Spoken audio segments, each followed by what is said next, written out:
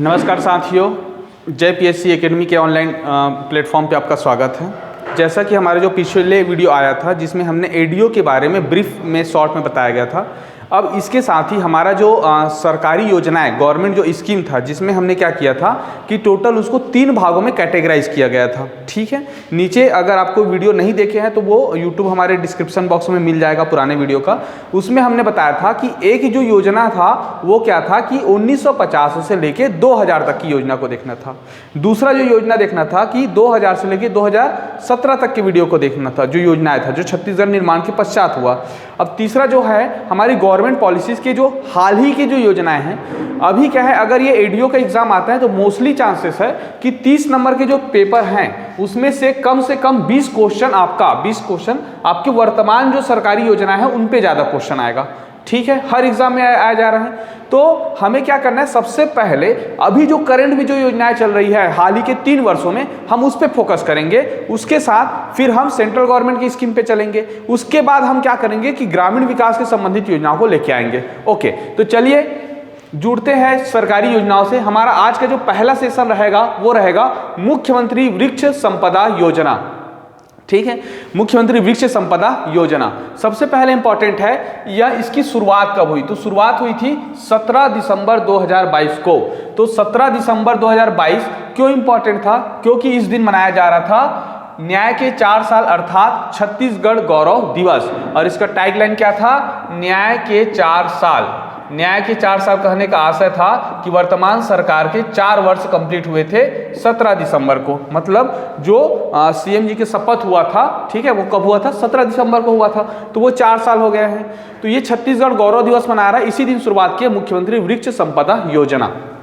ठीक है, लागू वर्ष देखेंगे ये कब से लागू होगा? तो 23-24 से लागू होगा, 22-23 से लागू नहीं होगा क्योंकि दिसंबर ऑलरेडी आ चुका है। ठीक है, तो ये होगा आपका 23-24 से। उसके बाद आता है उद्देश्य क्या था? तो उद्देश्य क्या था? देखिए, अभी आपको योजना पढ़ने के तरीके आपको कल मैं बताया था। जनरली हमें 4 चीजों पे फोकस करना है। एक होता है हमारा उद्देश्य, एक होता है हमारा लक्ष्य, एक होता है इसके लाभार्थी, ठीक है, और एक हो जाएगा आपका प्रावधान। ओके, प्रावधान में आपका डेट भी देखना है, आपके टारगेट भी देखना है, आपके परसेंटेज भी देखना है, ये सारा चीजें होता है। जनरली यही 4 सेक्शन होता है। तो ये होगा उद्देश्य, ये लागू, वो डेट। आगे बढ़ते हैं। पहला उद्देश्य कृषकों की आय में वृद्धि करना। ठीक है, दूसरा उद्देश्य होगा वनीकरण को बढ़ावा देना, वनीकरण को बढ़ावा देना। ठीक है, तीसरा उद्देश्य हो जाएगा वाणिज्यिक वृक्ष प्रजाति, वाणिज्यिक वृक्ष प्रजाति। अब इसको ध्यान देने की समझने की जरूरत है कि इसका मुख्य उद्देश्य क्या था। मुख्य उद्देश्य तीसरा पॉइंट था, क्या हो रहा है कि वाणिज्यिक वृक्ष प्रजाति क्या होता है ये समझने की जरूरत है। मतलब वृक्ष को संपदा के रूप में उपयोग करने के लिए इस योजना की शुरुआत की गई थी। तो हमें ऐसे वृक्ष का क्या करना है, उत्पादन करना है, या हमें क्या करना है, उसको लगाना है जिससे हमें क्या मिले, पैसा मिले। पैसा मिले मतलब कैसा? जैसे नीलगिरी का वृक्ष हो गया, जैसे हमारा बांस हो गया, ठीक है, जैसे हमारा सौगौन का वृक्ष हो गया, या हमारा क्या होगा, मिलिया डिबिया हो गया, या चंदन हो गया, ठीक है, सौगौन हो गया, साल हो गया। ये ऐसे इमारती वृक्ष हैं जिससे हमें क्या मिलता है, पैसा मिलता है, नकदी मिलता है। तो ऐसे वृक्षों को आपको क्या करना है, ज़्यादा से ज़्यादा लगाना है। ठीक है, अब आता है इसके लक्ष्य। तो लक्ष्य देखते हैं, कृषकों की निजी भूमि में, निजी भूमि मतलब प्राइवेट लैंड में, ठीक है, प्रति वर्ष कितना, 36,000 एकड़। आपको याद रखना है ये आंकड़े को, 36,000 एकड़ में। ठीक है, इसके मान से अगर हम एक साल में 36,000 एकड़ पे अगर इसको टोटल लगाए तो 5 वर्षों में ये हो जाता है 1,80,000 वृक्ष। ठीक है, 36,000 एकड़ हो जाएगा कितना प्रति वर्ष हो जाएगा? तो टोटल हम लोग बात करेंगे 1,80,000 वाणिज्यिक वृक्ष प्रजातियों का क्या करना है, विकास करना है। 5 वर्षों में कितना करना है, 1,80,000। ये आपको टारगेट का भी क्वेश्चन पूछ सकता है। ठीक है, तो 5 वर्षों में कितना है, 1,80,000, 36,000 एकड़। आगे देखते हैं पात्र हितग्राही। अब कौन कौन से लोग इसके हितग्राही होंगे वो है, यहाँ पे आपको बहुत सारे लिस्ट मिलेंगे, तो आपको ध्यान से समझने की जरूरत है। सबसे पहला होगा कोई भी गवर्नमेंट भूमि, ठीक है, कोई भी गवर्नमेंट लैंड है वहां पे आप वृक्ष संपदा लगवा सकते हैं। दूसरा अर्धशासकीय भूमि हो जाएगा, ठीक है।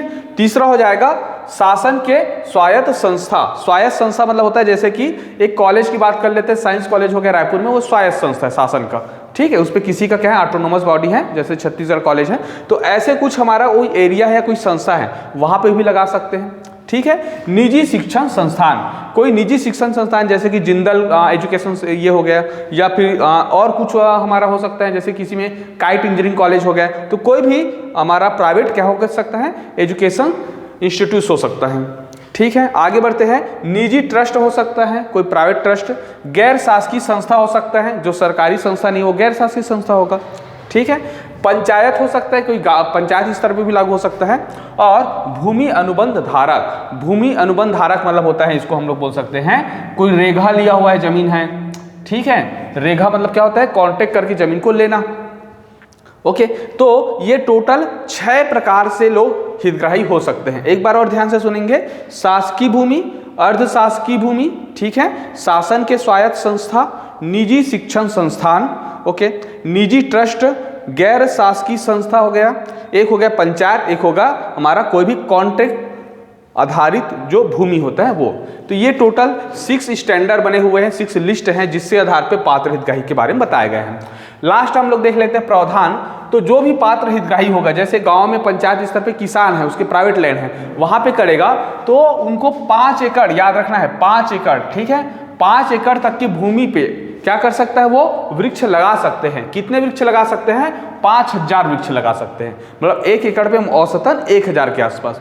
तो 5000 से ज़्यादा नहीं लगाना, 5000 तक ही लगाना है, 5 एकड़ पे 5000। अगर ऐसा लगाता है तो उसको 100% अनुदान मिलेगा। कितना परसेंट, 100%। मतलब उसमें जितना खर्चा आएगा उस सबका क्या करेगा, गवर्नमेंट पूर्ति करेगा। ठीक है, पौधे लगाने के बीज होते हैं, पौधा मिलता है, ओके, या फिर हमारा सिंचाई में जो और भी एक्स्ट्रा कुछ भी चीज़ आती है उसमें 100% अनुदान होगा।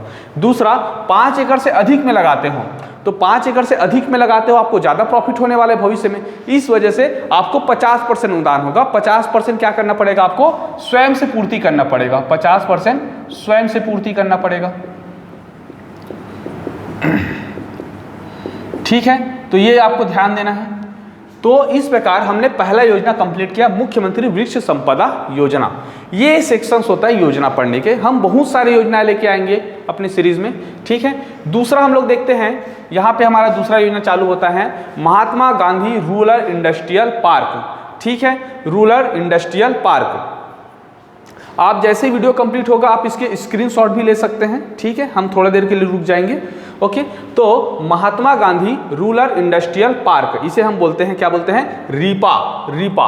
ओके, RIPA इसका फुल फॉर्म भी पूछा जा सकता है, रूरल इंडस्ट्रियल पार्क। ठीक है, ओके, अब हम लोग चलते हैं। सबसे पहले शुभारंभ कब हुआ भाई, तो ये हुआ 2 अक्टूबर 2022 को, जिस दिन महात्मा गांधी जी का जन्म होता है उसी दिन इसको शुरुआत की गई।